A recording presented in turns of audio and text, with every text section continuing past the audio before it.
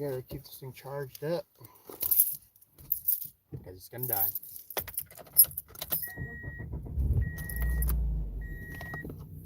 Plug it in. Plug it in.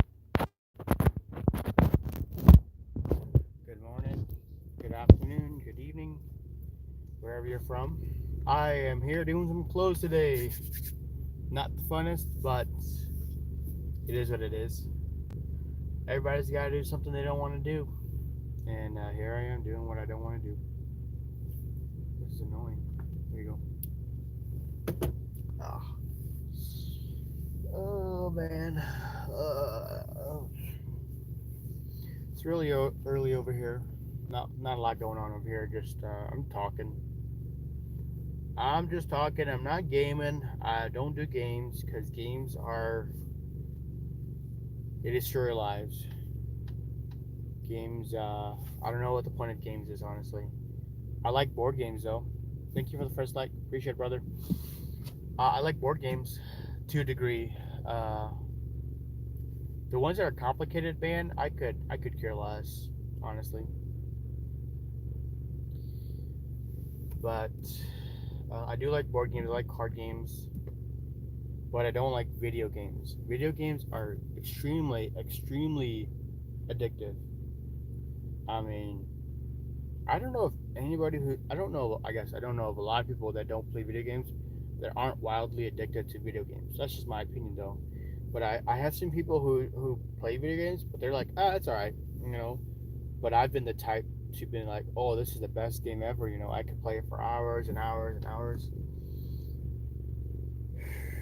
And I don't think video games are really beneficial.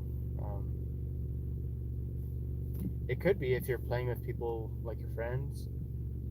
But like, what about hanging out with your friends? Like, you want to like, how about you guys go and hang out and go get like food together? You know. But that's just not the way I want to live anymore. You know, I used to play RuneScape. If you ever played any RuneScape, you'll understand. But I don't play games anymore. It's just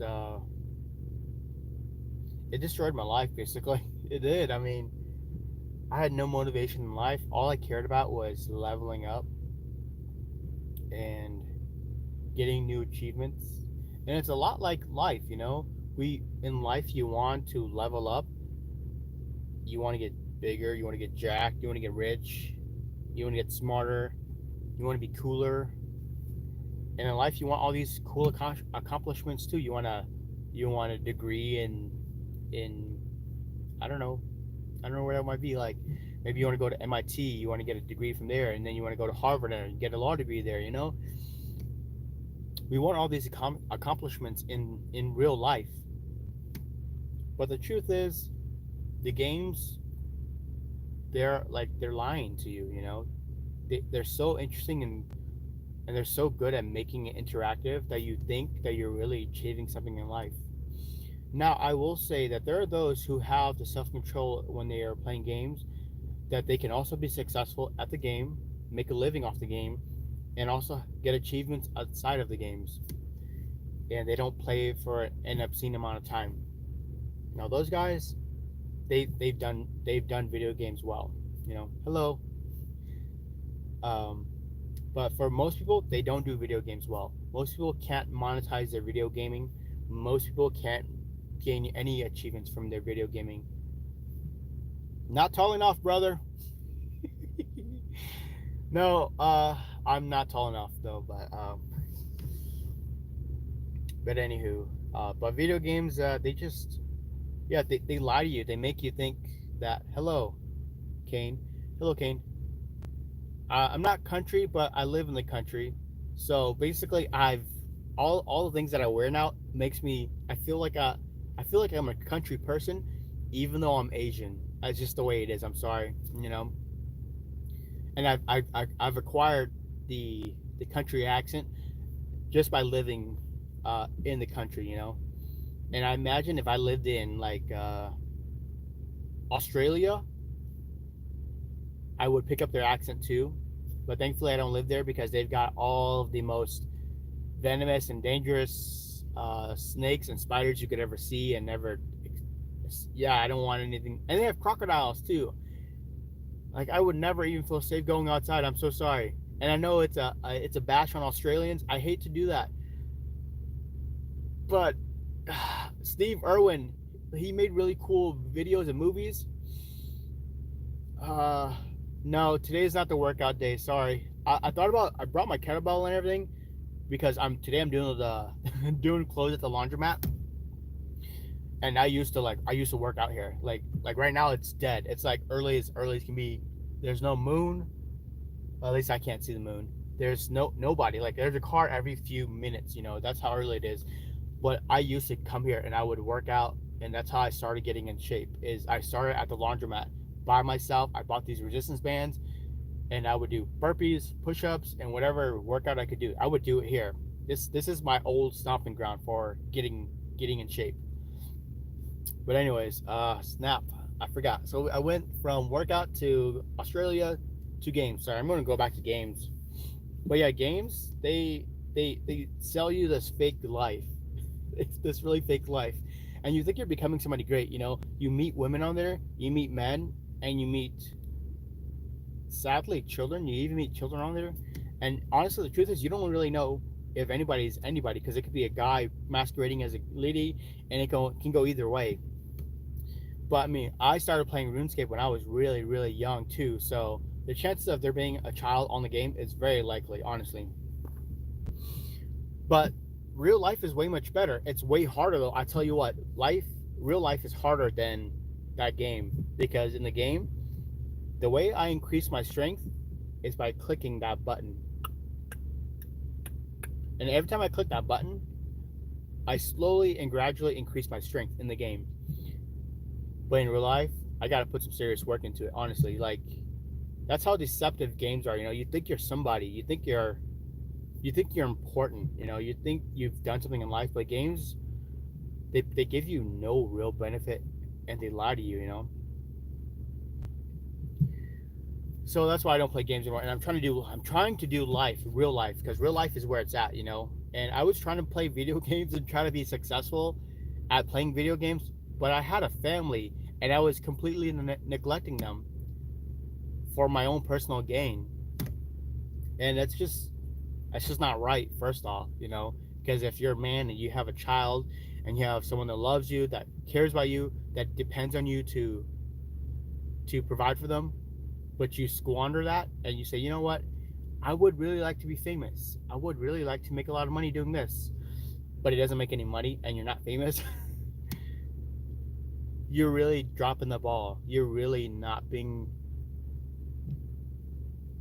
there's just a sense of duty that comes along with having children and having a wife and having people under your care, you know.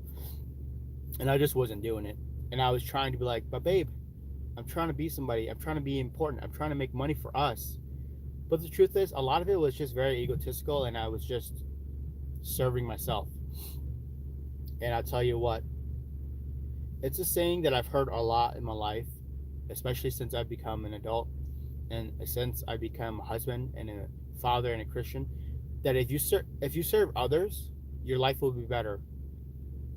And I always thought, yeah, sure, I guess. But the truth is, if I'm not trying to serve them, if I'm not trying to benefit them, then my life is miserable because I only want to do things for me. And I know from my personal experience that when I try to do things only for me, that nobody's benefited. I'm not even benefited because I'm still not doing what I'm supposed to do. I'm not doing my duty, you know. I hate to saying the word duty because I've watched those movies where they make fun of the word duty. So the word duty is such a good word. I hate that they ruined the word duty because duty is such a good word. DUTY, and then they turned it into poop. But duty is so important, especially if you have responsibilities. Um, but yeah, I don't ever want to play it again, and I'm thankful. I'm so thankful that I don't have the desire to play RuneScape or any other games because real life is so much better and so much more rich. I tell you, life is so much more rich when you take on your responsibilities, and the rewards are so much more. You know, like I'll tell you what, in RuneScape, when you got an achievement level, you got this pew like firecrackers off, and that was it. And maybe if you had friends with you and you had like a level 99, they would say GZ or grats or congratulations or woo or something, you know. But the truth is, good morning, brother, from Maine. Oh, I love Maine. Maine is awesome. I just got, and I don't know if you watch him because I don't want to assume that everybody watches him just because they're from Maine.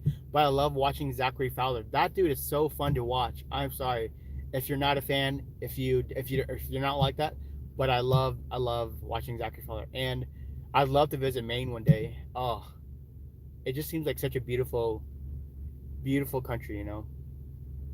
But anyways, yeah, games are just selling me these fake lies, and real life is so much more rich. Like the celebration from my family, like happy birthday, dad. Like I don't do birthdays because I don't know why. I don't really like to think about myself in that way. But they still go out of their way to celebrate my birthday, give me gifts, and surprise me. And I know birthdays aren't really an achievement, but it's still something people celebrate. And when you compare the celebration from the games of RuneScape to the celebration of real life people who celebrate you, um, yeah, it's way different. Like people are singing and hugging you and giving you kisses and saying you're the best dad or happy birthday. Like that's better than yee GZ, you know, grats. You know, I don't. That's depressing when you compare the two. You know. Oh, Northwest Mountains. Oh my brother. I'm gonna call you brother G. Moose, wild brook trout, and salmon. My dream is to go find a little stream that has tons of different sized trout in it. And when you say that, oh my days, that makes me so happy. Whatever, yeah, go check him out too. He's probably got some really cool things. I mean, the dude's in the mountains, and I'll tell you what, I don't have mountains around here, so I'd probably go check it out too. But moose, wild brook trout, and salmon. Everybody wants salmon. I want salmon, but that is amazing, dude. Oh, dude, you make me so jealous. I want to go to the river, but I'm here doing clothes because everybody has to do something they don't want to do. Oh man, you make my heart hurt when you say that. Oh man, that hurts my heart. Oh man, brother G, I hope you catch something. Yeah, go check him out. He's probably got some really cool things, guys. I mean, I would like to watch videos from Maine and then mountains. Check out moose, wild brook trout, and salmon. I mean, I would want to watch it only because I don't have that kind of stuff where I live. You know, I have trout here. Yes, dude, it's like free living therapy. Like you just walk outside, and you're like, whoa. You got these tall trees. You got this river running through. You got trout rising. You got salmon just flowing through in big schools. You've got moose coming through. You got bears coming through, and then it's very, very secluded there. It's so secluded there. And generally, if you go early, definitely no one's gonna be there, you know. But it's like living therapy. It really is. Like I'm having therapy right now, thinking about your therapy. Oh, dude, native trout. Oh my days. We don't even have native trout here. We have a trout that are raised on a farm because that's how badly we want trout here in my area. And there's only like one or two or maybe even three trout streams in my immediate area. 1,250 years. Dude, that's amazing. I love that too. Like a small town feel. Like I've got like 50,000 people where I live, and yeah, that's just amazing. 1,250 people a year round. That's amazing, dude. You've got it made. You've got it made. Please don't leave. I mean, aside from like, I know that you guys have. Yeah, that was the downside. I've done that too, where the closest store was, at least for me, it was like 20 to 30 minutes away. Yeah, that's the downside too, dude. They charge outrageous prices. So maybe you don't have a maid. I don't know. Unless you're a millionaire that's retired, maybe you don't have a maid. But if you can find a way to survive out there, dude, you've got a maid. Because I think what you have is what everybody's looking for. Like, I want to be able to retire in the mountain kind of area and build my own log cabin, and I want to have a small grocery store that's kind of close. I want to be able to drive a truck and, you know, go places and fish like almost every other weekend, So whatever you got, brother, don't lose it. That's rough. That's really rough, dude. When you have to work a hard job just to make a living, dude. I know what you mean, dude. I know what you mean, and I know my hard job isn't probably the same as your hard job, but hard is also relative. So I'm also sorry because I feel like I have a feeling of hard, but it may not be the same difficulty as yours. Sawmill. I've been in a sawmill. I used to have to stack lumber when that was my first job. I stacked lumber, and the only people that they hired were felons, and I wasn't a felon. I was this bright-eyed like 20-year old, like, yeah, give me some work, I'll do whatever you ask. And these guys were straight savages. I mean, they were like, when I say savage, they were kind of mean. They were just mean. Not many good pen jobs. Yeah, no. If there's not a lot, then you just take what you get. Honestly. But yeah, my first job was just stacking lumber. Whatever they had cut off, it would come down the conveyor belt, and you would just stack it and make it nice and neat and compact it on a cart. And whenever they got done, you would say, "Hey, I got one over here." Push your cart out. The forklift would come by, pick it up, and take it to wrap, and they'll wrap it up. Come in as tree leaves as finished lumber. Yeah. We never went that far though, so you have one up on me, brother, because we never saw them as trees. They always came in as rough lumber, and we kind of smoothed it out basically. Yeah, dude, that sounds like a major operation. Like if you've got guys coming hauling like tons of trees, you got big machinery picking it up, putting it down, conveyor belts taking it to a place, cutting it up, and then like all the little things that are involved, dude. That is a huge major operation, no doubt. That is a big operation. How many trees go through the mill in 24 hours, dude? I'm gonna take a wild guess. uh I'm gonna assume you guys have a stockpile already of trees, so you have somebody who probably has to load it up every day, but you also have trucks that come in. So I'm gonna try not to look if you already say the number, but I'm gonna say uh you can probably get through 100 easy. No problem. I'm gonna say 2,000 trees. That's what I'm gonna say. 2,000 trees. What is it, brother?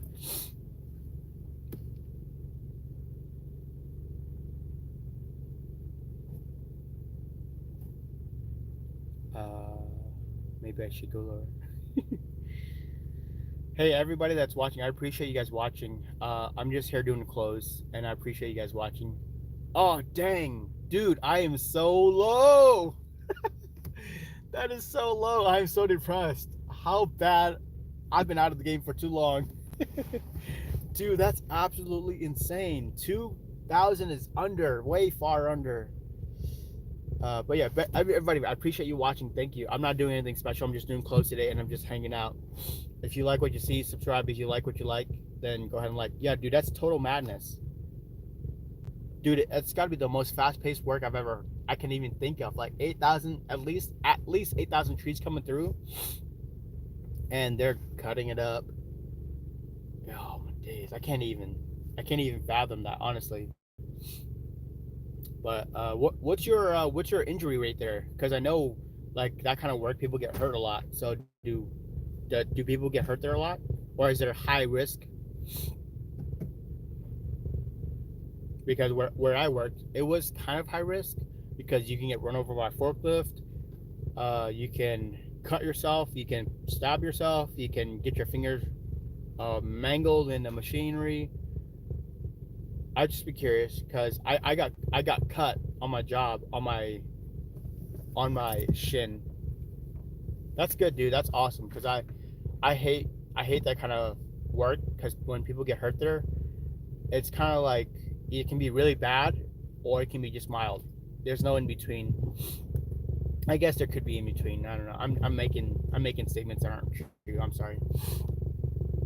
But I mean, I got cut on my shin whenever I walked past a cart and we were in shorts, and the cart was mangled up and it just cut me like an inch, maybe like a half inch deep into my shin. Oh, yeah.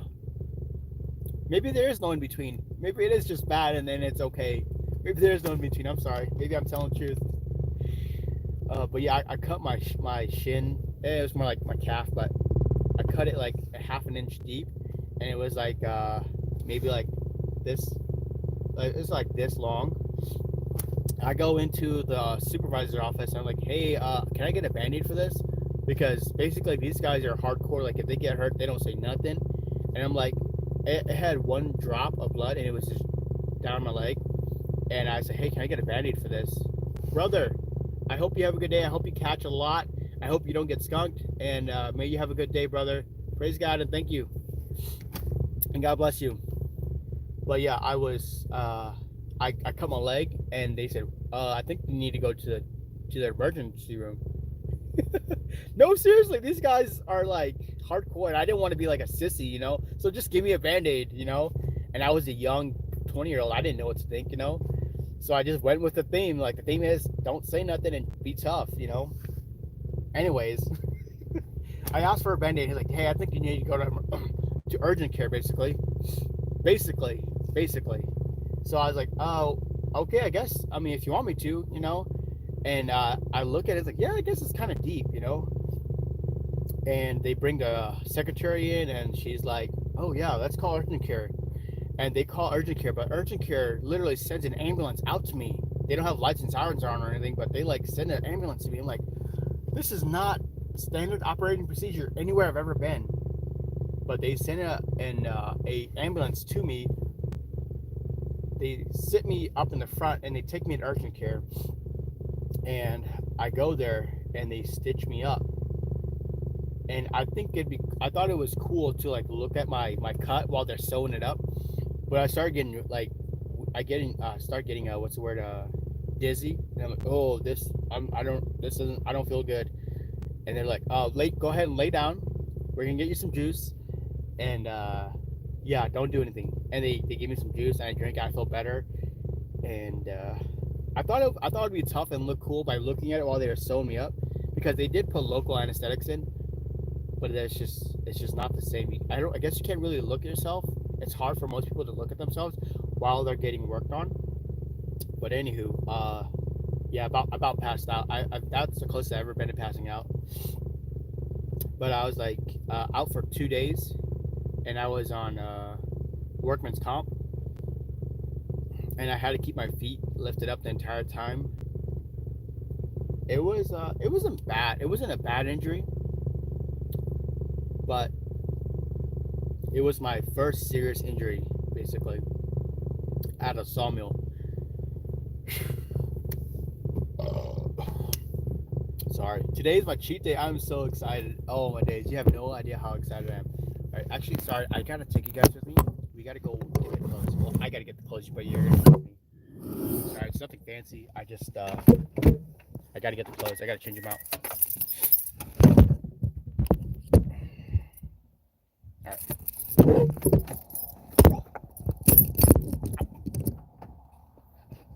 Alright, got the keys. Oh man, got the keys. There have been so many times that I've been at this laundromat. Oh man, I was gonna grab the mic. I'm so sorry. There's actually been one time I got my keys locked in the car at the laundromat, and I had to wait till like 12 o'clock. Oh man, it was the worst. I waited till 12 o'clock for somebody to come open it up, or somebody to help me get my key back. It took forever to get my key back, and I was out here till 12 o'clock at night. And there was this lady in here. I mean, she was weird. She was sitting.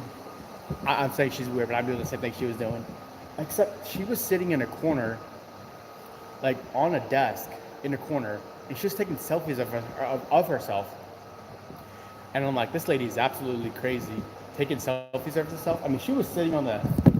It was like, I don't want to do it because it's really weird, because it was really provocative.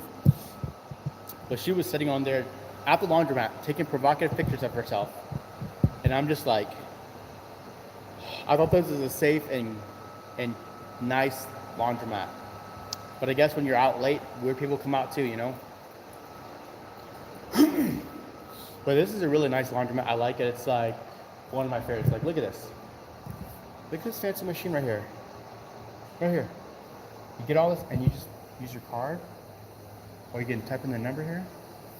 Look at all these cool things. And on top of it, look at this. You got all these goodies. Okay, maybe not as many goodies,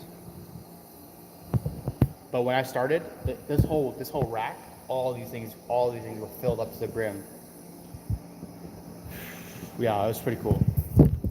And I know it's like really, it's really dumb to say like laundromats are really cool, but this one is like one of the best ones in the area. You know, like I would say like obviously nobody's cleaned up. No one has cleaned up, and that's fine. It's early in the morning. Maybe they don't have somebody yet. You know, it's just not their time yet. Anyways, I will be I will be here. I'll be going back and forth, getting my clothes and everything. So I'll just leave you guys here. I brought my kettlebell, but I don't actually want to hurt their floor because kettlebells are really heavy, and they have these like if you can see, they have these really nice floors. Like look at that. Look at the line on that. The line on that. Oh man, whoever did the concrete work did a really good job, and they put a nice gloss on it. And these people have been so nice to me. I'd hate to be like the guy that ruins their concrete because I smashed my kettlebell on their floor.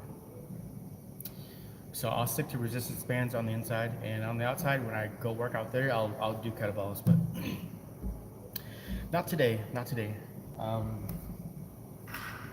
when I hear that beep, then I will grab my clothes. So when you see this, I'll be gone. I'll be walking around.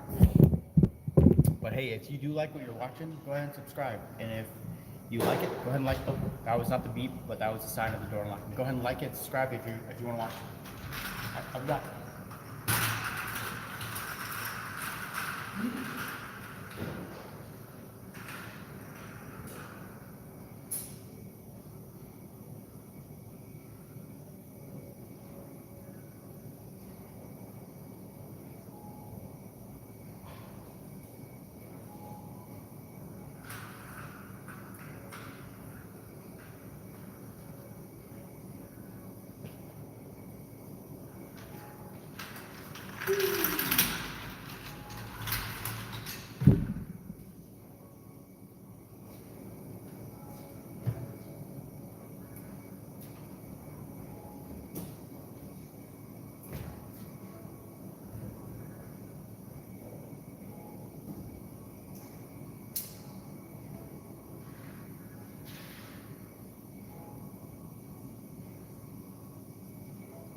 This is why you always inspect your, if you go to laundromats, inspect your laundromats, especially dryers and washers.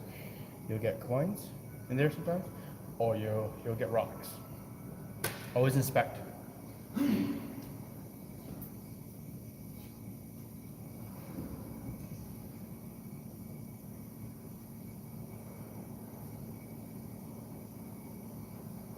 Sometimes you get weird things. But today, I'm a quarter richer. Alright, let's see. Alright.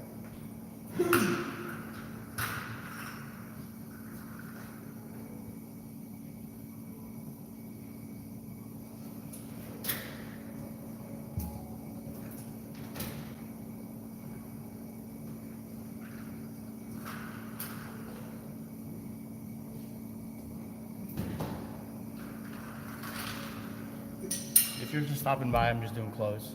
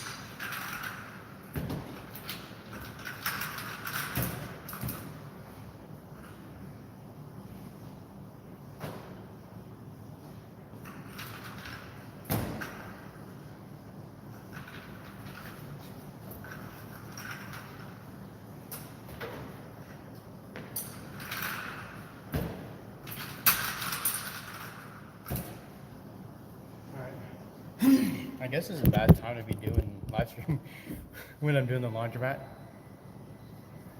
because I have to turn the phone back off, so live stream's got to end in order for me to use the online app. So if you still want to watch this, go ahead and subscribe and like it. If you don't, that's fine. Have a good day. God bless you. But I'm gonna have to end the live stream to use the app on the phone. So I'll see you guys back in a little bit. All right, I guess I'm back. Sorry. All right. Well, it's getting dried, I believe, and I'm gonna head back to the car.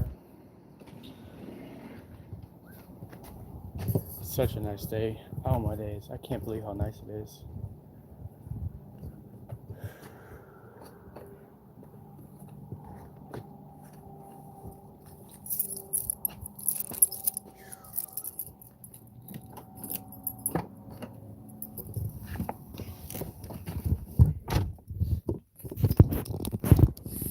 Try to do like so. There we go. We'll just hold it. Maybe I don't want to hold it. I don't want to hold it.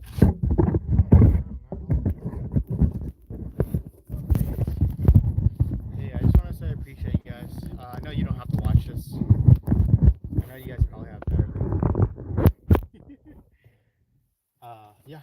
So thank you for watching. I appreciate you and your time. I'm not doing anything special. I just doing life. I think that's the content I want to do. Is I just want to do life content. You know. Oh, these glasses. It's like looking. It's annoying. I just want to do life content. You know, things in life that I do every day, and talk about things in life that really matter. Because you know, people on YouTube, and I've done it too. I guess to a degree. Like everybody wants to flaunt. Everybody wants to flex. And I can see why. I mean, everybody wants to look better in front of other people. But the truth is, a lot of times life isn't really all sunshine and rainbows, you know?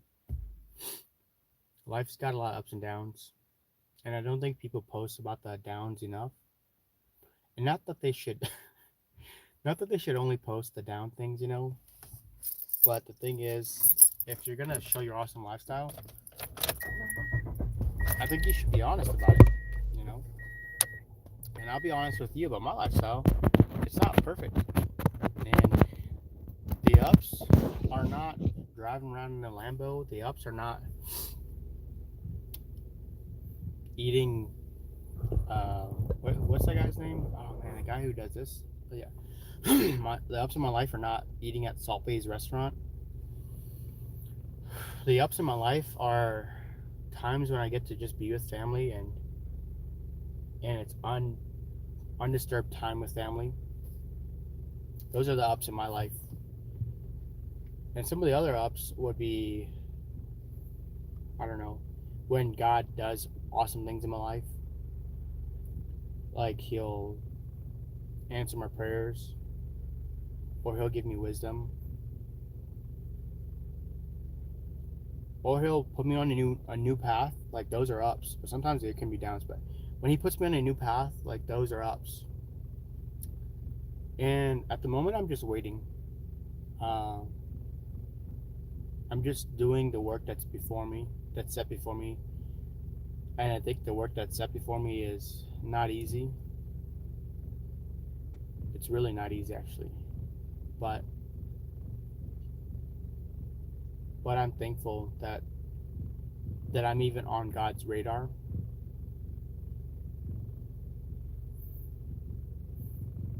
And honestly, the truth is, everybody that's watching or has watched and gone, everybody is on God's radar, in the sense that God wants everybody. And when I say He wants everybody, I mean He wants you, He wants me, He wants us all to acknowledge who He really is. I know that some people are like, God's not real, God is fake, and you made Him up, and He's there to help you feel better, and and all these other things. And I'm not here to talk about whether God's real or not, because I live on the idea that God is real, as much as many people don't believe it. God is real, and He wants everybody. He wants everybody to acknowledge that He is God, that He is alive, that He sent His Son to die for our sins. He sent Jesus, His only Son. That's a hard thing to do. I have sons. Could I give them for you guys? Like, could I really give them for you guys? I don't even know you, but could I really do that? I wouldn't even send my son to give you guys, like, if I, especially if I don't know you, and it's, and it's hard in this day and age. You can't just do things like the way you used to do them. Like, hey, go over to this person's house and bring this over to them. Like, you can't do that anymore. So to think that God would send His Son for people that don't even care or love Him, that's a really hard thing to do. And people mock it. They really do. They mock and say, "You are delusional." They say I'm delusional. They say I'm crazy.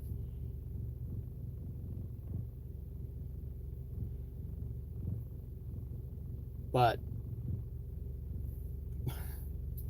the only if that's the only thing that makes me seem delusional, while everything else that about me seems to make sense, then am I really delusional? Am I really crazy? I think the better word is I'm very adamant, very fervent about what I believe. And they used to call they used to call certain scientists crazy. They really did. I'm pretty sure Galileo was threatened. He got threatened. His life was on the line if he did not recant.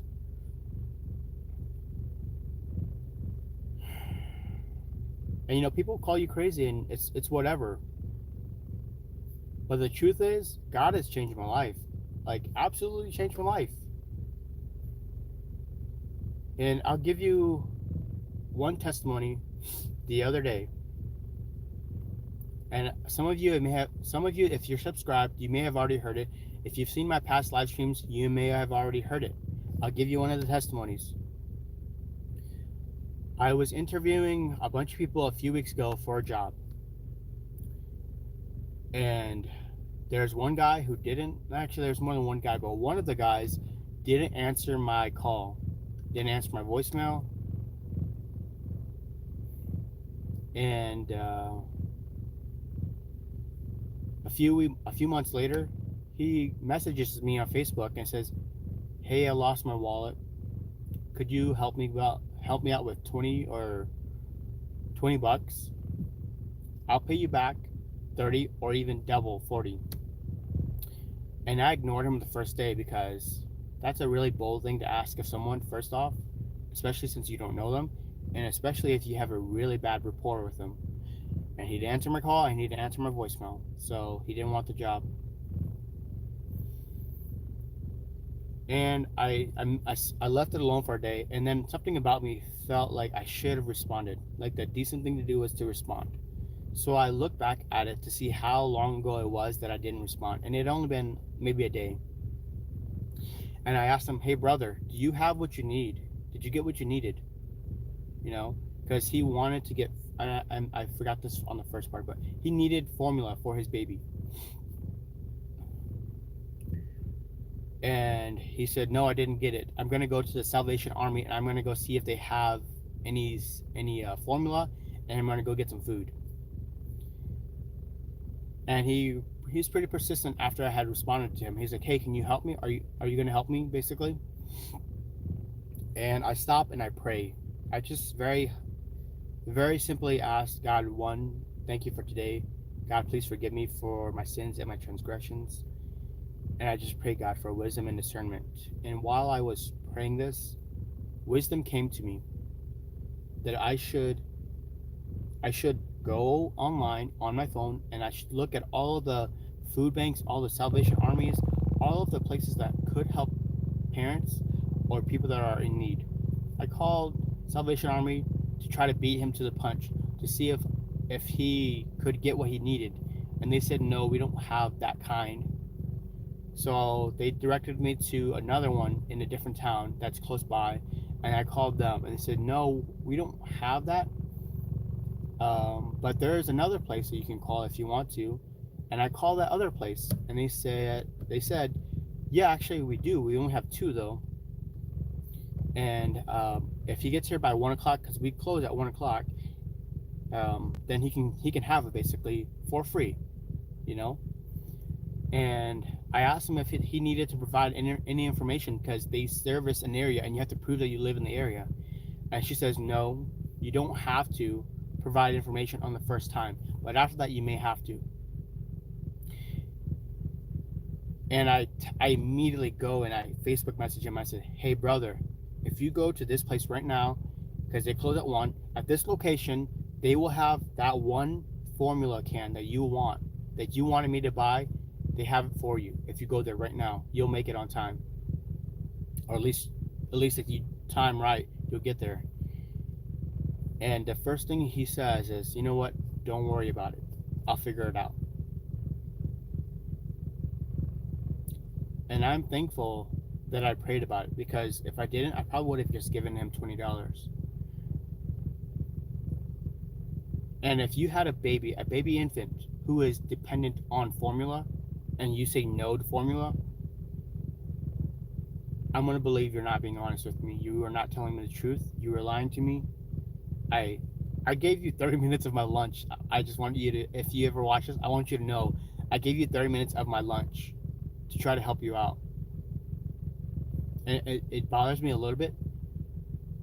But more than anything, I was thankful that God was able to use me, but also to give me discernment. Because you see people on the side of the road all the time. You're like, should I give them money? Should I do something? You don't know. You never know. You just aren't always 100% sure. And I'm so thankful that God gave me wisdom for that moment.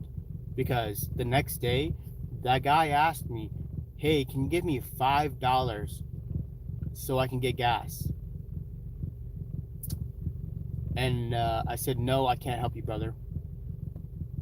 And I proceeded to tell him, hey, brother, I don't know what your situation is, but if you put your trust in God and you obey God, God will make things right for you. Have a good day. God bless. And he never responded. But one thing I'll point out is all the flaws in his story. He lost his wallet. He had no money, but he was going to drive to a Salvation Army. That makes no sense. Number 2, he lives within like 15 minutes of the next town that would have been able to give him the formula he wanted. And number 3, you don't have gas now and you need gas money, and you're stuck on the side of the road. This guy's story does not add up, and I'm so thankful that I prayed about it, because it feels like he's been lying to me basically, and he's been using the sob story. Like, my wife is falling for this sob story. Somebody says, hey, my baby really needs formula, can you please help me? And it's from a mom to another mom. Yeah, their heart's gonna be hurting. Like, I have a baby, you got a baby, I'll help you out. And this lady that gets the formula, she proceeds to resell the formula. That's the kind of stuff that makes me mad, because I'm a dad, and one you took from my children and my wife and from me, and you lied, and you are out to make a quick buck. And that's why it's hard to know. It's hard to know if people are genuine anymore. And that's why it's so important to pray about everything. The Bible tells us to always be praying. That's the truth. And if you like what you're hearing, go ahead and subscribe, because I do live streams just about every morning. And if you like it, go ahead and like it. If you have something to say it. You know, I don't block anybody unless you say something really bad. The other day, somebody came on here and they said that I was a really bad person and I did bad things to kids. So that guy got blocked immediately. And I want to warn everybody to be respectful, because it seems like it's not common sense anymore to be respectful. So please be respectful if you comment. You don't have to be nice, but you also don't have to be mean. But yeah, that lady, and I've done this before with other people too.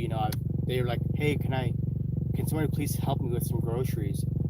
And I proceed to go get them groceries, which this is all a big mistake on my part because it could have ended horribly. But I bring them groceries late at night into their house with my wife, and that could have ended badly. You know. On top of that, while we were walking through her house, there were beer cans everywhere. Beer cans. Beer is pretty expensive. A 30 pack can be anywhere from $20 to $30 or more. And if I think if you ask God, God will give you wisdom. But anywho, um, that's one of my testimonies that I had recently. That God is alive. That God cares. That He loves everyone, and He is willing to work with everyone. Everyone who is hurt, broken, everyone that has called upon His name. The Bible says that if you call upon the name of the Lord, you shall be saved. I tell this to people all the time. Hey, brother, I don't know you, and you don't know me, but I just want to tell you something, brother. If you call upon the name of Jesus, He can save you. Even in your hardest situations, He can save you. And I know some people could care less. One time, I was getting carpet with my parents, and I saw the guy that was helping us, and something about me made me want to talk to him, and I wanted to talk to him about God. First off, his work ethic, impeccable. The guy was cutting carpet by himself, using the big rolling machine and cart and everything by himself. Didn't ask for any help. That guy, he impressed me with his work ethic, and I really wanted to talk to him about God. And I'm thankful that I did, because I don't know if he knew God or if he had any relationship with God. But even if just to remind him, hey, God is thinking about you. God sent someone to talk to you to remember Him.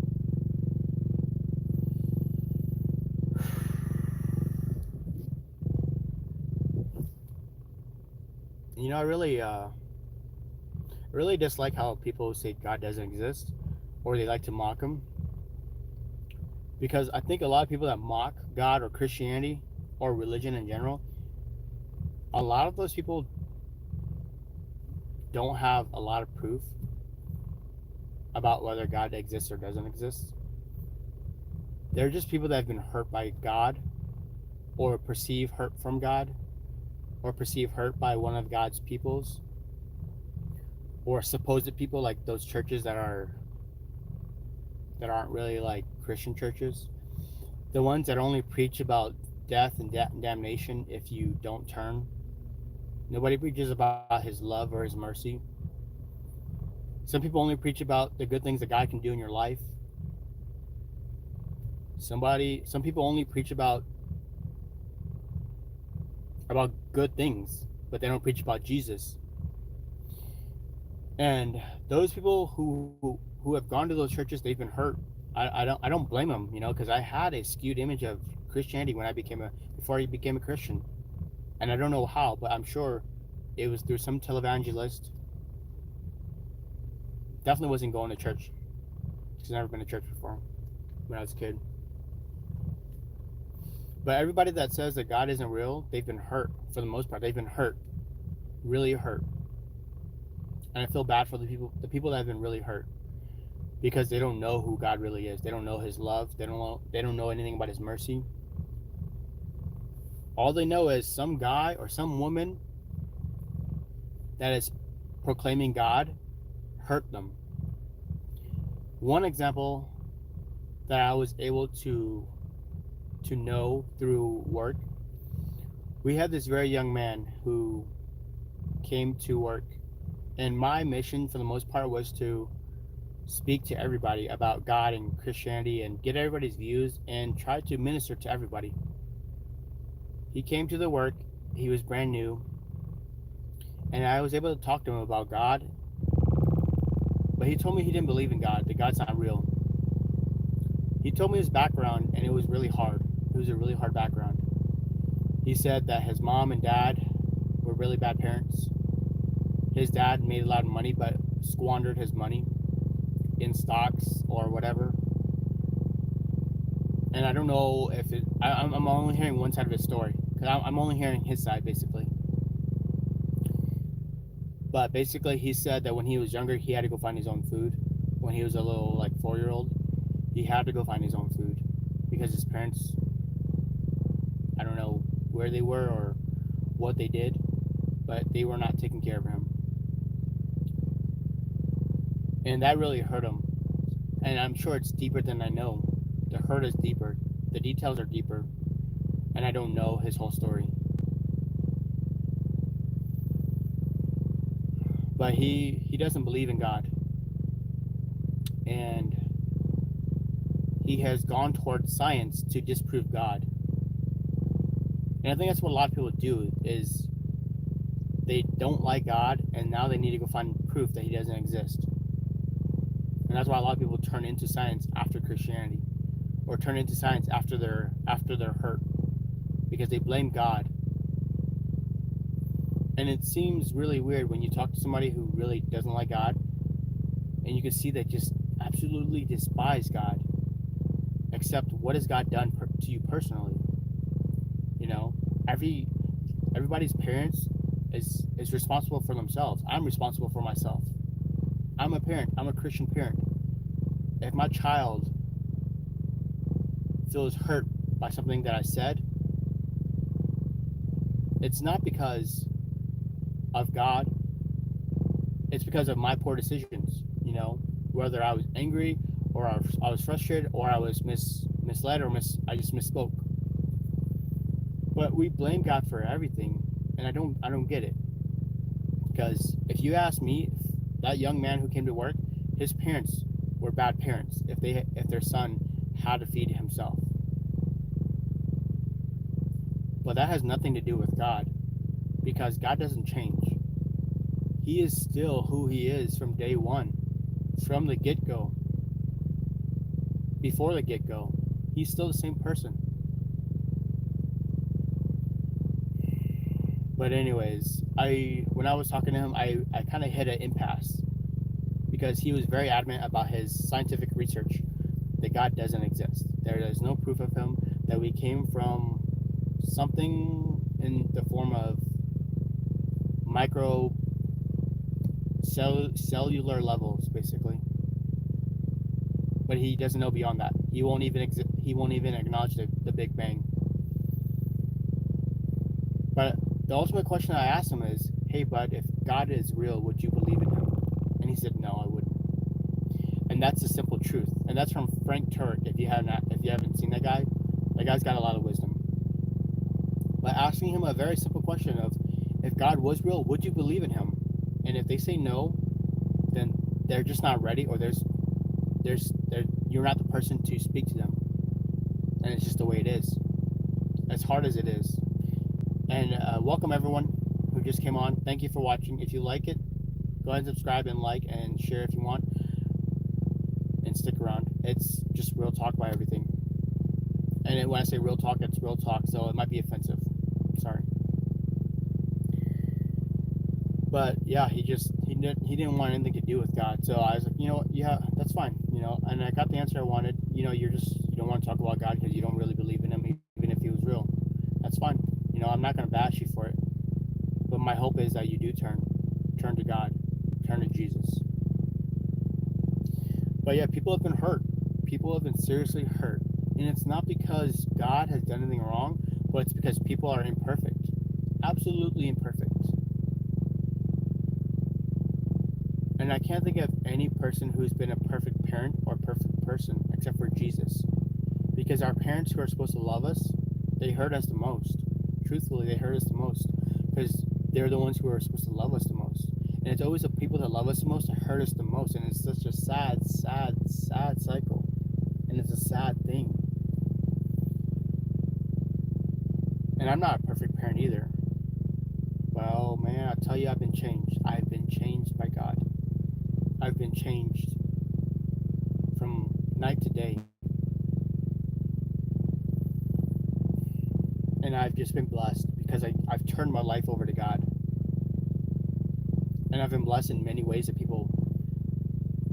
you don't know, because I'm not willing to give you that information. But I've been blessed. There's some people who struggle to have kids, absolutely struggle all their lives, and it brings them such pain and sorrow that they can't give birth. They can't conceive. They start to question themselves and their and their ability and their humanity. They question everything about themselves. Like, am I even a person? If I can't even give birth, if I can't even conceive. And I've been blessed, so blessed, to be able to have children. And I know some people don't view children as a blessing, but they truly are. They truly are. And at first, yeah, it's really hard. All they want to do is disobey you, and they want to do whatever they want to do. But your job as parents is to bring them up in the way that they should go, so that when they get older, they won't turn from it. And that's from the Bible. That we need to raise them the right way. Otherwise, they're going to turn away. They're going to be doing things that are displeasing to you. And right now, I've got quite the mix of children from different age ranges. So I've got my work cut out before me. I really do. But it's okay, because this is part of life. This is the way that God intended life to be. Is for a man to find a beautiful woman, and a woman to find a strong, I'd like to say handsome man, but I could be just embellishing. But they're supposed to find each other, and they're supposed to get married, have children, have a wonderful relationship with each other, have beautiful, beautiful, abundant amount of children,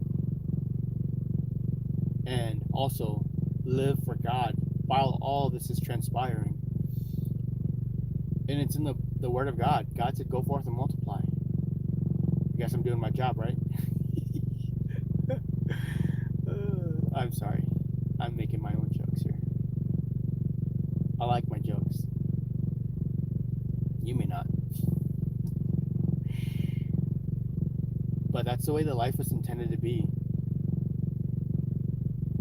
And I don't know what it was supposed to be like originally, but the way it is now.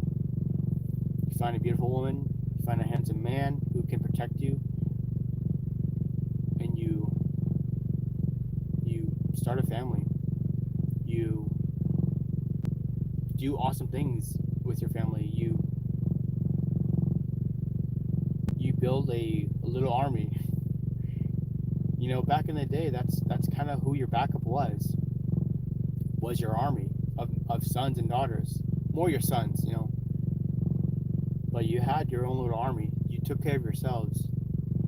The farm was tended to by the sons. The food was made by the wife, one wife, and the daughters. I think that's when things were best. Some people may not agree. Don't agree, that's fine. But it worked fine until it was corrupted. Men didn't do what their jobs were. They didn't care for the wife. They didn't protect her. They didn't stay loyal to her. And wives, they decided to step out of the house. They no longer wanted to raise children. They wanted to be their own person. They wanted to be CEO. And husbands, they don't want to be husbands anymore. They want to go be loose, carefree, and don't want to love just one woman. They want to love all the women. And that's when it went downhill. It's when we weren't loyal to each other, and we didn't want to stick to what our jobs were. We want to do whatever we want to do. We want to be selfish. And that's why the family structure doesn't work anymore. Unless you are loyal and faithful to your significant other, your wife or your husband. If you're a man, you do your job, you provide, you protect, and you raise your sons and your daughters appropriately, and you love them appropriately, and you discipline them appropriately. And the same for the wife. And it just won't work out otherwise. Because if I'm out there trying to make money and the wife is not teaching our children and she's doing things that she shouldn't be doing, yeah, the cycle, it's broken, you know. And I don't want to. I want to start the new generation of kids that are going to be, I don't know, normal in a sense. You know, they have two parents. They come from a home that is loving. They have a church family that is loving. They have good memories. You know, not from. I know. No, I don't want to hurt anybody by saying like your lives suck or anything like that. What I'm saying is that kids have been hurt enough that the the the system has been broken down enough, and all I want to do is start it back up, and I want to do it right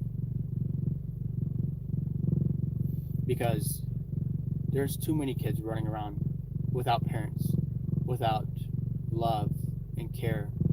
There's enough of those kids running around, you know, and I would like to raise my children the right way so that they can go in the way that they should go, so that they can also begin the next generation to hopefully heal this hurt that is in this country. And I know people, I used to be really depressed and like afraid of the future for them, but I'm not, because I see a lot of hope in them. They are the next generation of hope. They really are, because they're capable of so much. And this crazy world that is hard is nothing, because the amount of good that they can do in this world cannot be overshadowed by all the evil and the bad things that they do. So I don't care that the world is going downhill. I don't care. And I don't care if you're having a child right now and you're afraid for them. It's understandable, but I understand that there's also hope in them. That the next generation is better. The next generation is loved and cared and taken care of. That they can also do that for their children, for the next generation. So I don't care that the world is hard right now, because I see hope in these children. I see a new future with them. And my hope is I raise them right. And if I raise them right, then this generational nonsense that's been going on of fatherlessness is going to end. It's going to end if I do my part. Because my sons will know that it is not okay to leave your woman, your wife, with all the children and go find another woman, no matter how hard it is. Because my marriage is not perfect. It is not perfect by any means. And I've had to fight through everything. And it's not been perfect in the sense that we've had to part ways for some time and then come back together and make things right. But we never said the D word. And, well, the D word was said. The D word was said, and if you know what the D word is, go ahead and write it. Otherwise, I ain't saying it. I'm not saying it. Whatever the D word is, make it appropriate. But if you know what the D word is, you can write it in the comments. If you don't, then you're gonna have to keep on wondering. So I'm not saying it.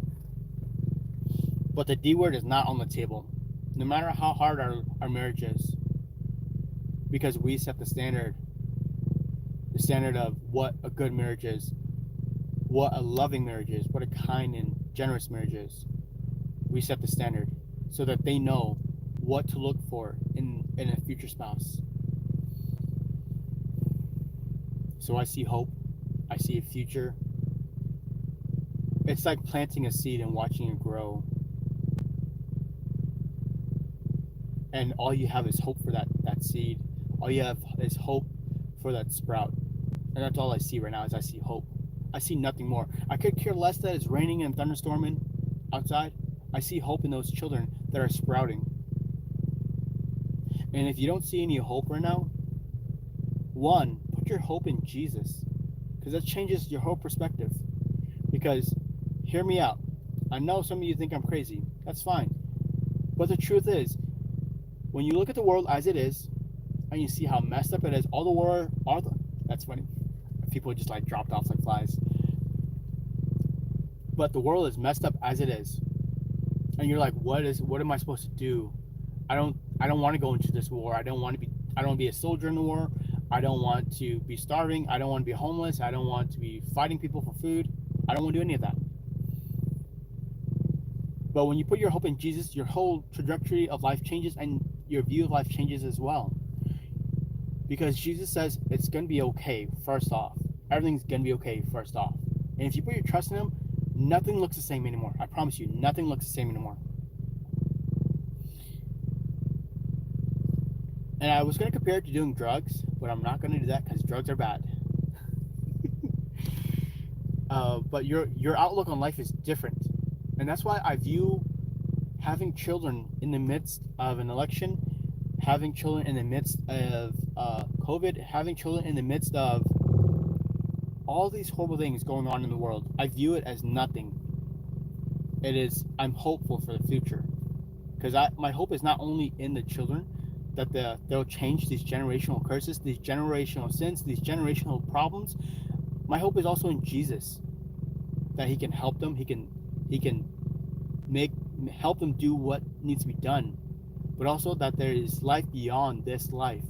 There's life beyond this live stream. There really is. This live stream can end today for me, and I could not exist anymore, and it's okay because one, I've conditioned myself to be okay. If you want to look at it from a very objective point of view, I've conditioned myself to make it okay, that it's okay if I pass. But on top of that, my hope is built on nothing less but Jesus Christ. So my conditioning is not from my own self, but through the trust in Jesus. That if I die, it's okay. I know that God would even take care of my family, even though I'm not there to take care of them. And that's just a hard truth. That I have to swallow that pill as well. That I don't want to leave them without anything, but that God can take care of them. That's also the value of the church family. The church family steps in if that were ever to happen. They would ask, what can we get for you? What can we do to help you? How can we get you whatever you need? That's the value of church family, guys. Church family is more important than family sometimes. More important than blood sometimes. And that's crazy. Because sometimes you would think that blood is thicker than water. But I don't think that's true when you think about your church family. These are people you can cry with. That you can talk about with serious things. And you can worship and you can fellowship and you can share in the struggles with these people. This is how you have a community that you can rely on. Church family is where it's at. I know family is, if you can have church family and your own blood in the family, that's the best situation you could ever ask for. That's your net to catch you if anything goes south. But on top of that, that's not just your net, that's your, I mean, I don't know how to explain it any better than they're there for you for everything.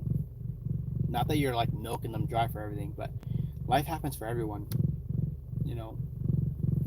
And I also say that maybe you don't view prayer as important, but prayer is also very important.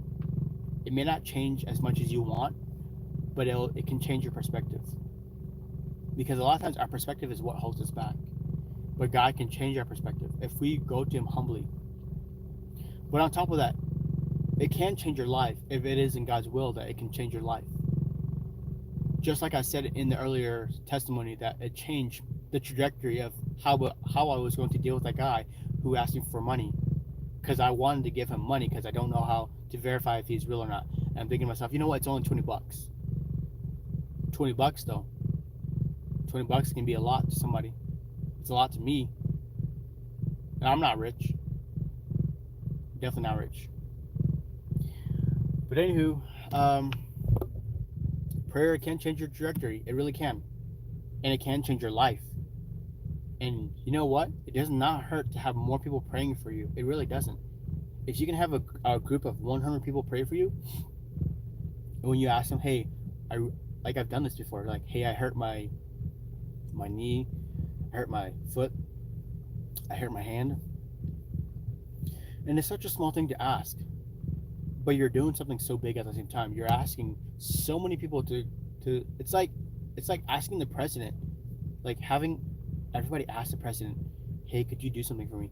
Like, could you imagine if like 100,000 people asked the president to do something, like the same one thing, that one thing? Do you think something would change? Possibly, very possibly. But at the same time, if you think about it in prayer, if you have a ton of people asking God for something for you in prayer, I imagine something probably will happen in your life. You know, that's just my perspective. And I've heard testimonies too about people who, and some people don't have the faith to believe this. They don't. That God can help you walk again. But there's a testimony here that I heard. This lady, she couldn't walk for years. People knew her. People knew her. And somebody came and visited her, and when she left, she asked people in a prayer chain, or in a group of people basically, to pray for her. It was a group of over like 450 people or something like that. They prayed for her. I don't know what they prayed, but her statement is, one moment I was this, and the next I was that. It was like that. That's what she says. The next moment she could walk. People, tons of people knew her, but she was disabled almost all of her life. And it's not some story in the Bible, you know, because miracles still happen every day. Miracles are happening every day. Miracles happen. I tell you, miracles happen every day. And I'm saying that a ton because I'm very adamant about it. Miracles happen every day. And people just are blinded to it because people don't have the faith to see it. Even if they see it, they're like, what in the world? How do we disprove that scientifically? You know? But there's some things you cannot disprove scientifically. There's just some things that are beyond science. And I'll also allude to this, that there are some things that are beyond science. I had spoken on this previously, but to my point that some things go beyond science. Some people, and this is about a scientist who he does research on people who have had abduction experiences, like UFO abduction experiences, and they can't explain it. They don't know, but they basically their lives have been changed because of it. And this guy, he takes all of the reports basically, and he logs it. And he's not the only one, but there are other scientists that do this as well. And all of their abductions are very similar, and except there is this one abduction that was very not similar at all. The abduction was stopped. The abduction was stopped because this person spoke, and in the name of Jesus, this person spoke. They asked Jesus to help them in the abduction.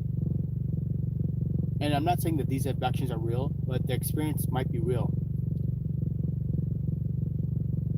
And he logs this, and he thinks it's an anomaly because this has never happened. No one has ever been able to stop these abductions, essentially.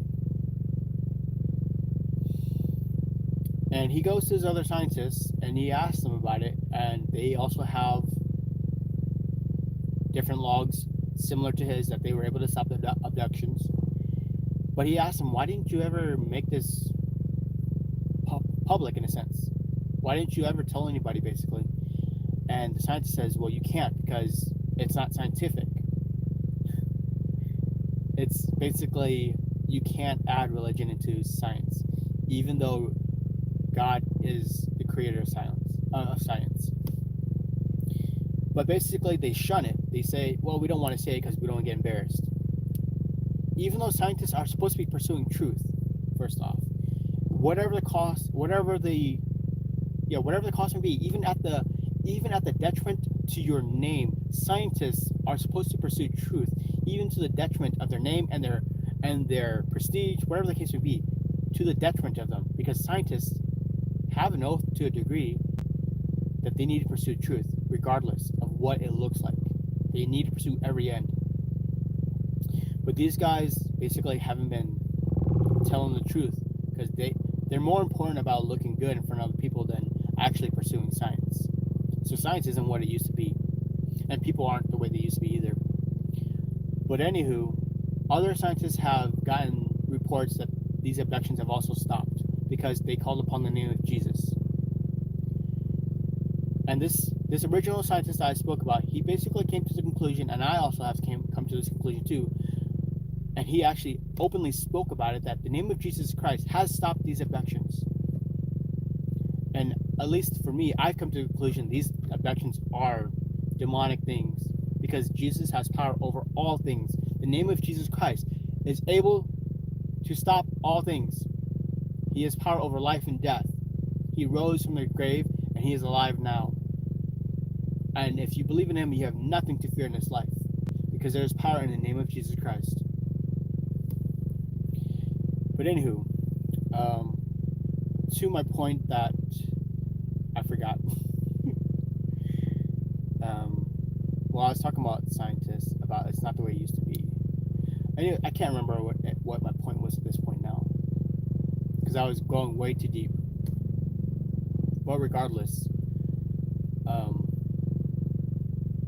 Jesus is able to do all things. He can change your whole life. He saved those people too from those abductions. And people are in disbelief. They say, you know what, this guy. They're saying I'm lying. Basically, first off, everybody's saying I'm a liar. One, I understand that. Two, they're saying the scientist is a liar. And three, they're saying that the person who experienced this is also a liar. You know, those people that say those kind of things, you can't change their minds. Not you, not me, but only God can change them, because those people have no belief in anything. They'll believe in science as long as it does not prove God or Jesus' power or existence. But anywho, I was talking to the wife about my gift. If you're a Christian at all, then you know what I'm talking about. Your spiritual gift. I don't know what my spiritual gift is, if I'm honest. I don't know what it is. When I was younger, I really liked public speaking, but also on top of that, I really enjoyed encouraging. Really did enjoy encouraging people. I remember when I was a young kid, there was this black kid, because I lived in the ghetto, so I'm gonna say black. Does that offend you? But I was an Asian kid, or I'll make it right for you guys. I was a brown kid, and there was a black kid, and he was sad. He was shunned. Nobody liked him. He was really short. Like, he was stubby short, you know. And I remember he was by the wall by himself, and I remember just going to him. I told him, like, "Hey man, you're awesome. Don't let anybody tell you otherwise." Probably not in those words, you know. But I saw that he was sad and he was hurting, and I just wanted to encourage him, you know. And it was just something that I did naturally. And as I grew older, I realized I also like talking on stage. I don't know exactly to what extent. You know, all I know is I really enjoyed getting on stage with a microphone and saying my part. And to think that I'm also on here now, talking on live stream, maybe it's where I'm supposed to be. I don't know. I think that we're all trying to find out who we are and where we're supposed to be and what our gifts are and what we're supposed to do for God, and what we're trying to figure it all out. We want to know. And the more that I try to get away from this, and the more that I try to do other things and fail horribly, not that I'm doing this successfully at all. I don't think this is the most successful thing, you know. But the more I try to get away from it, the more I seem to come back, in the sense that I want to talk, I want to speak about things that are important to me, use in their lives that could benefit them. Because truthfully, the world is hurting. People need someone to speak. If you ask me, I think everybody needs to speak, not just me. And I'm not the most outspoken person ever. I'm not really that outspoken at all. I'm rather a quiet person. I know that I am because people tell me I'm very quiet. Very, very quiet. And it's just the way I am when I don't know people. When I don't know people, I don't really talk. But it feels like I'm talking to myself with the understanding that other people are listening. So that makes it okay here. But yeah, I have a feeling like maybe this is what I have to do, what I need to do. I'm not exactly sure, but we're all looking for our own purpose. I know my purpose is to work for God. I just don't know in what capacity, you know? So here I am trying to do what I think maybe God wants me to do. I know He wants me to provide for the family. He wants me to love them, care for them, teach them, raise them, everything about them. But what does He want me to do aside from that? Because aside from doing that, I have other responsibilities. I have to go to work. I have to work out. I have to try to be the example. There's a lot that I have to do. I know that also I need to be out there speaking to people, talking to people, because my job isn't only just to be a recluse and to talk to myself and to my family and only those that I know, but also to people that I don't know about important things like God, important things like marriage, important things like relationships and hard things in life. And not every hard thing, but for the most part, lots of hard things. Because I won't talk about anything sexual. I'm not going to do that. That could be for someone else. That's not my department, and I think that probably belongs to somebody else in private, like a psychiatrist or someone else that yeah, that's just not my department. But yeah,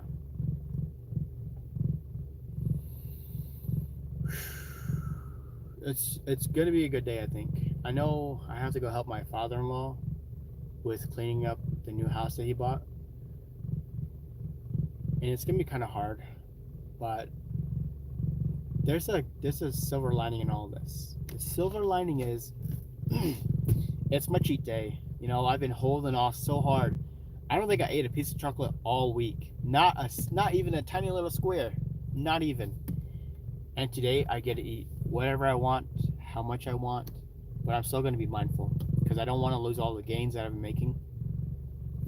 But today is my cheat day, so I can go grab a coffee if I want to grab a coffee. Oh, rats. The coffee shop isn't open. Never mind.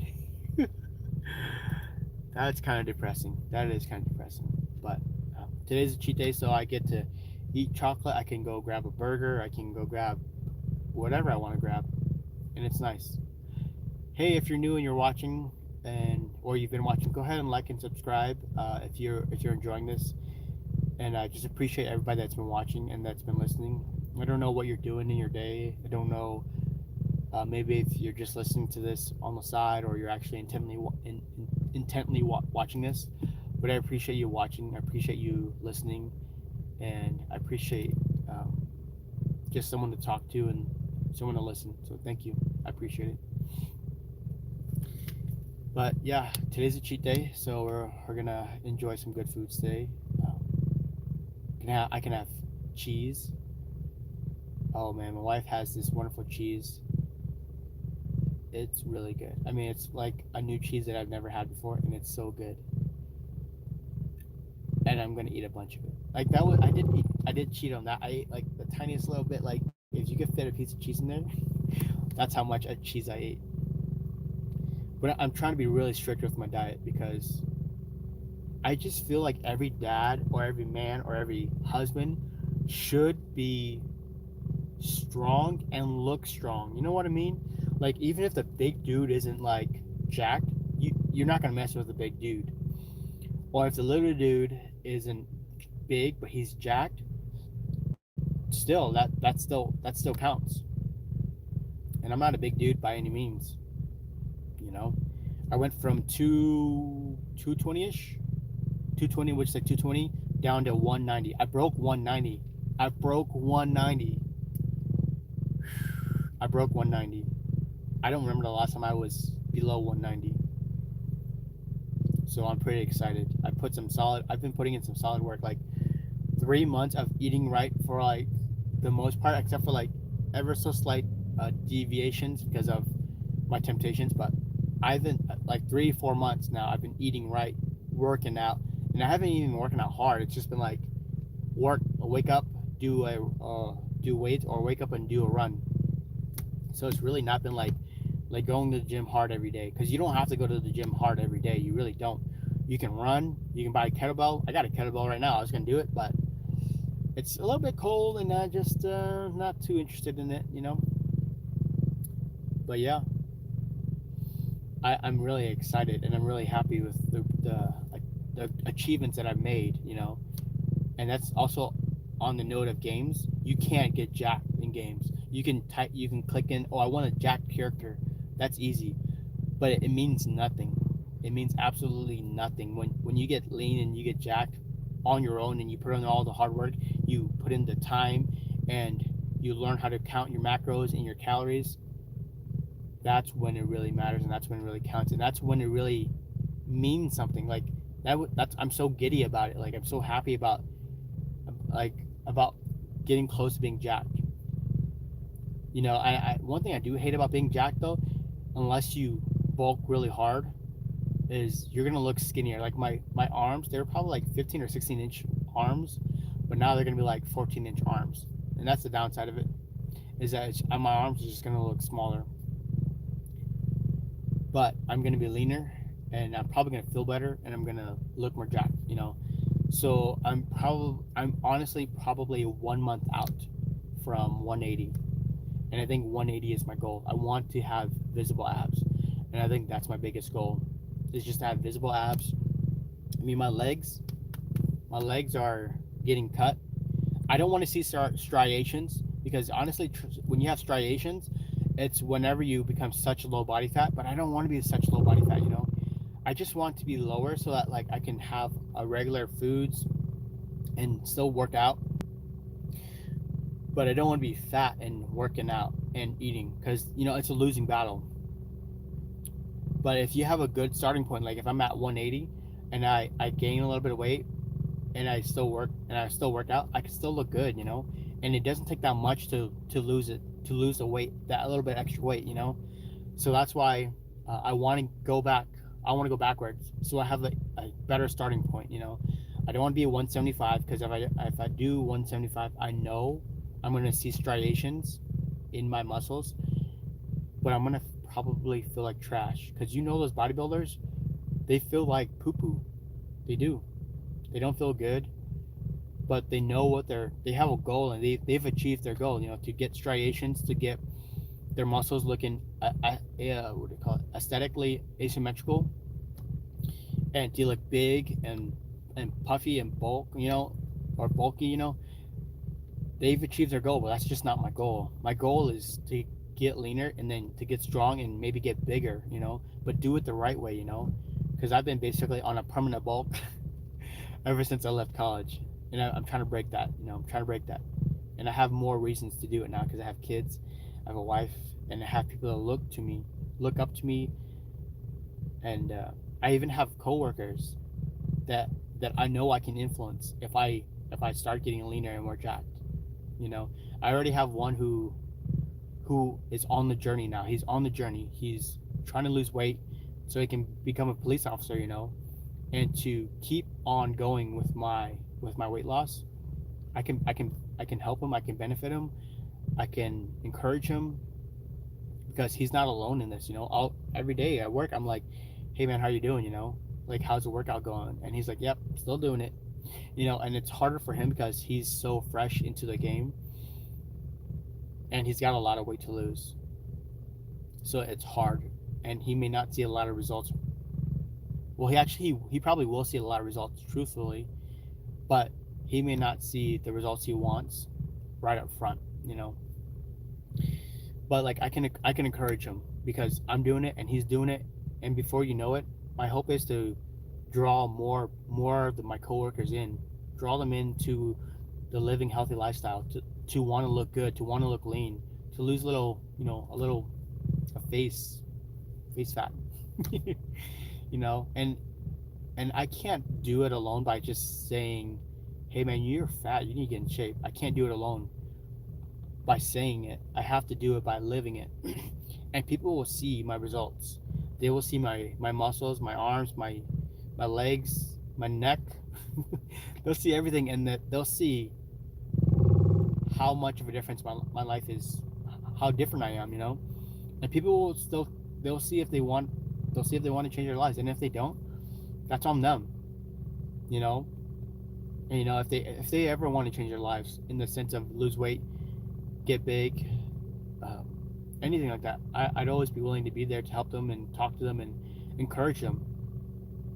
And that's really how you get people to come along your journey, is to encourage them,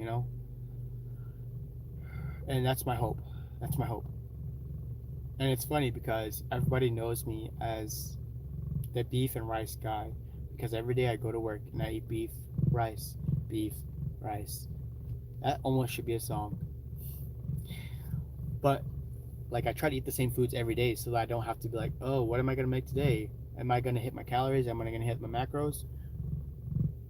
I don't have to worry about it when I cook the same things over and over and over. Yeah, it takes some serious discipline to eat that every day, like every day for like 3 months. But there was a point where I had to stop because I was just like, all right, I couldn't figure out how to season it properly, so I literally was figuring out seasoning for like a solid 3 months. I found something that I kind of liked, but then I kind of got tired of it, so I changed it up. And at this point, I'm not doing only beef and rice, but I'm also doing beef and rice, but also I'm doing a variation of eggs and rice because it kind of hits the macros and it kind of doesn't, but it's close enough. It's close enough, and that's the point of this game, is try to get as close as you can, And it's never gonna be perfect. Oh, what time is it? Come on, phone. Okay, it's never gonna be perfect. As much as we want our weight loss to be perfect and our journey to be perfect, sometimes you have to settle for close enough. Like, oh man, I just wanted to get that one more rep in, but my arms are dead. Accept it and just move on, and just be thankful that you got there. You got in the reps, some reps, you got in something, because you might be able to do a perfect weight loss journey if you have the perfect amount of resources. But most people don't have the resources, the perfect gym, the perfect diet, the perfect coach, the perfect dietitian, the perfect machines to tell you what you weigh and what your body fat is and all that. So if you don't have it, just do the best you can, Just do the best you can. And that's what I've been doing. Like, my workouts aren't crazy hard. I don't run 20 miles a day. I don't even run 20 miles a week. But because I'm eating right and I'm working out, I am losing weight and I'm getting cut. And I don't mean cut like hurting yourself, but my legs are, you can see the individual muscle groups. And that's really cool. That's really cool. Or you can see your triceps and your biceps, and you can see the individual muscle groups instead of just one blob. You know what I mean? Like, you've seen a tube of meat. That's what my arms used to look like. But when I flex, then you can see my bicep. But it's really depressing when you have a tube of meat for a bicep, And I'm not about that life anymore. And I'm so happy to be on the journey, to be moving in a different direction in my life. And I don't know if losing weight and getting lean and jacked is going to result in a better job or a better living situation. But even still, it changes my perspective, my trajectory overall. It really does. And I think more people are willing to hire people that are lean and jacked because it shows a degree of discipline and a degree of dedication. It really does.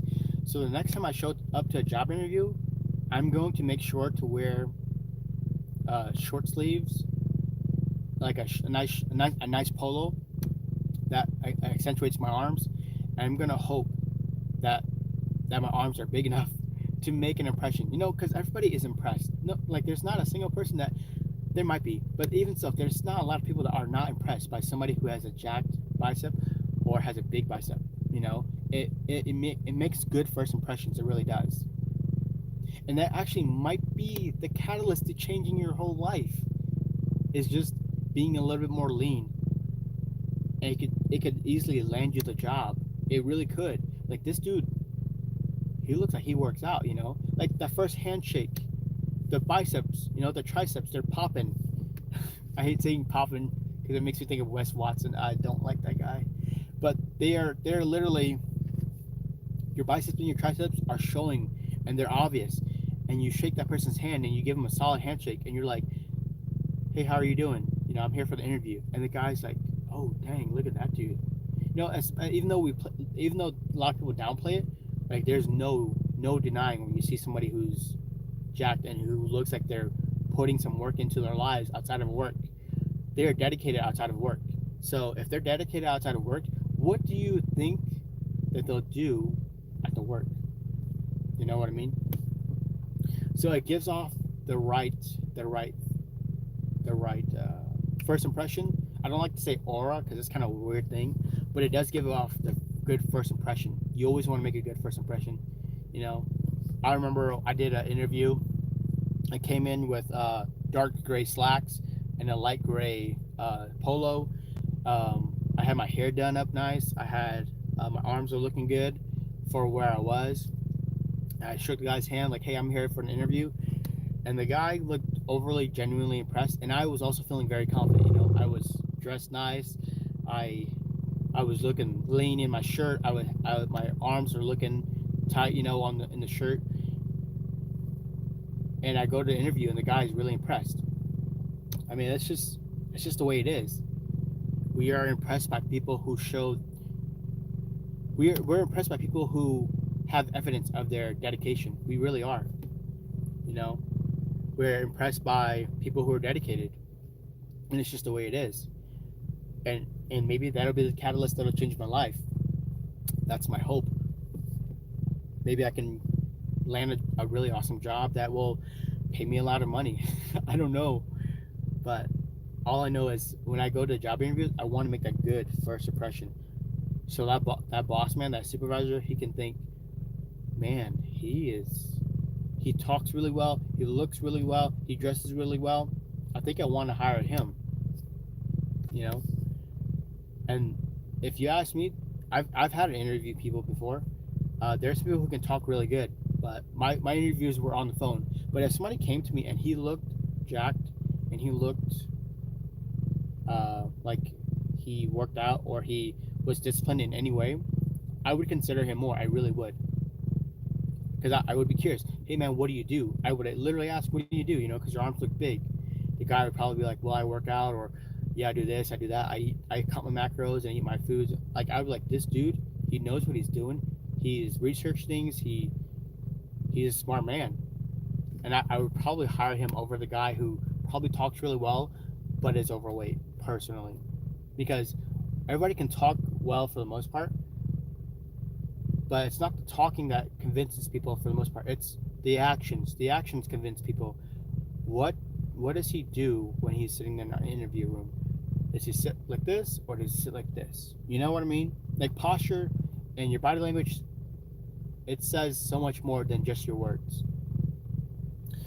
All right, anywho, I gotta go grab the clothes. I'm pretty sure the clothes is done. I gotta go meet my father-in-law to help him clean up the house that he bought that was smoke filled. So I just want to say I appreciate everybody who has stuck along. I know that it's been a lot of different topics, but I appreciate you guys listening. If you like what you hear, go ahead and subscribe. If you don't, well, you have a good day. If you like it, go ahead and like it. But I gotta get going. Life is calling me, and I got to get going. So have a good day, and